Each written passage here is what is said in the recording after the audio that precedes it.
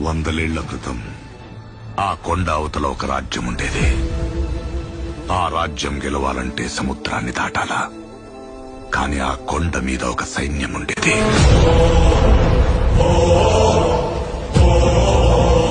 దేశం జల్లెడపట్టి రాజు తెచ్చుకున్న సైన్యం. కులం లేదు, మతం లేదు, భయం అసలే లేదు. వాళ్ల దైవం ఆయుధం, వాళ్ల ఆయుధం ధైర్యం.